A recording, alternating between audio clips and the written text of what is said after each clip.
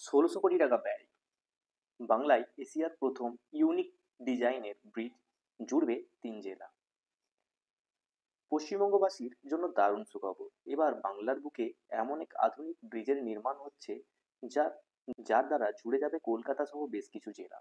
সবথেকে বড় কথা, নদিয়া, হুগলি থেকে সুদূর কলকাতা বিমানবন্দর পর্যন্ত একদম জলভাতের সমান হবে। পশ্চিমবঙ্গ সরকারের বিশেষ উদ্যোগে দ্বিতীয় ঈশ্বর গুপ্ত সেতু তৈরি হচ্ছে। জানা গিয়েছে এই সেতুটি কল্যাণী এক্সপ্রেসওয়ের মাধ্যমে হুগলির মোগরা থেকে বিমানবন্দরকে সংযুক্ত করবে।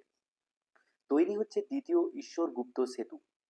বিধায়ক তপন দাশগুপ্ত বলেন, ঈশ্বরগুপ্ত সেতু এক বড় যানবাহন চলাচলের জন্য উপযুক্ত নয়, তাই দ্বিতীয় ঈশ্বরগুপ্ত সেতু তৈরি করা হচ্ছে। এতে ৯৩ কোটি টাকা ব্যয় হচ্ছে, তবে কাজের সময় কিছুটা বৃদ্ধি পাওয়ায় ব্যয়ে প্রায় ১৭০০ কোটি টাকা পৌঁছবে।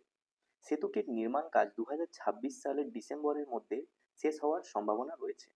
এই সেতুটি হুগলি, নদিয়া এবং উত্তর ২৪ পরগনা এই তিনটি জেলাকে একসঙ্গে সংযুক্ত করে।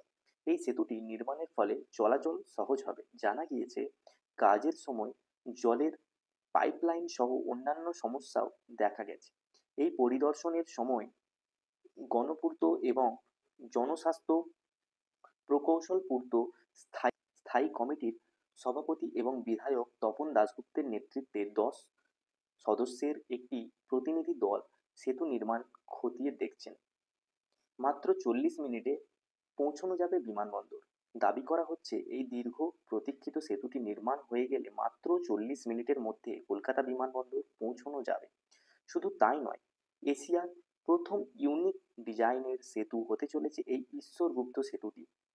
ডেনমার্কের খ্যাতনামা ডিজাইনার কনসালটেন্সি সংস্থা এই সেতুটি নকশা তৈরি করেছেন, যা এই প্রকল্পে স্বাভাবিকভাবেই আরও অতিরিক্ত মানের করে তুলতে চলেছে। এই ভিডিওটা এতটাই ছিল। দেখা হচ্ছে পরবর্তী কোনো ইনফরমেটিভ ভিডিওতে। যদি আপনারা রেগুলারলি আমাদের চ্যানেল ভিজিট করেন, তাহলে চ্যানেলটিকে সাবস্ক্রাইব করে ভিডিওটি লাইক করে আপনাদের সাপোর্ট দেখাবেন।